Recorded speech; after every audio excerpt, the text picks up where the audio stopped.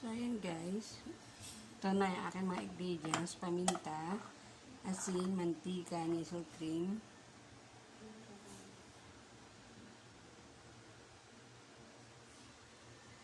broccoli, chicken, bawang, sibuyas. Siyempre, di mawawala ang paminta.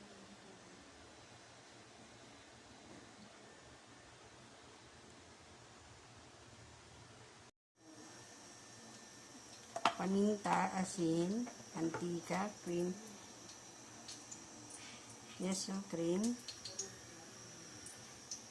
red pepper, bawang, sibuyas, and chicken. Siyempre guys, pwede rin naman kahit anong karne yung gusto nyo ilagay. Halimbawa, baboy, kung meron kayong baboy, o kaya beef, pwede rin beef. Pero kasi guys, ito lang yung nakita kong karne sa rep, kaya chicken na lang guys yung iahalo ko. Depende yan sa inyo guys kung ano yung gusto nyo karne ilalagay. So, ito yung kanyang ano guys, nisal cream. Ng bawang. Ilalagay ko na yung sibuyas.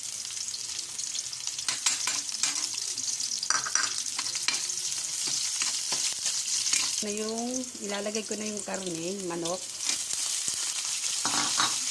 Hintayin lang natin guys, umula yung karne. Nasa guys ang asin para may lasa na yung karne guys.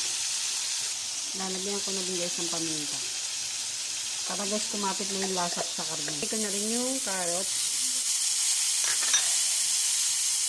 And then broccoli.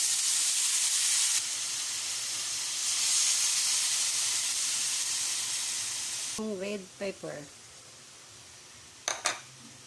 At syempre guys, halo-haloin ko lang muna. Hintayin natin maluto yung mga gulay guys. Bago natin ilagay yung nestle cream. Guys, tatakpan muna natin.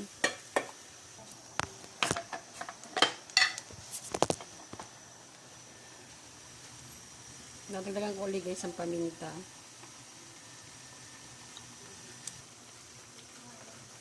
Yan guys, nilalagay ko na siya.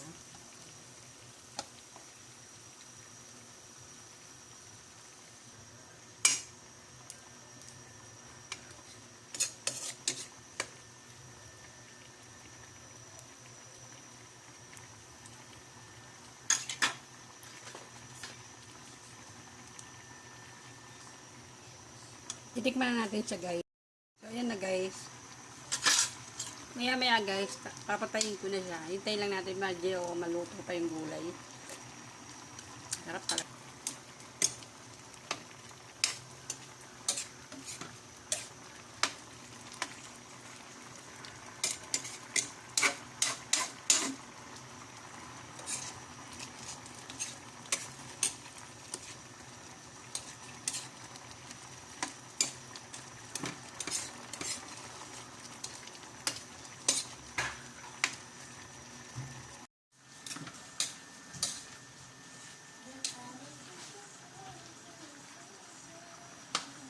Yan guys, pwede ko na siyang patayin kasi luto naman na yung mga gulay. Yung broccoli.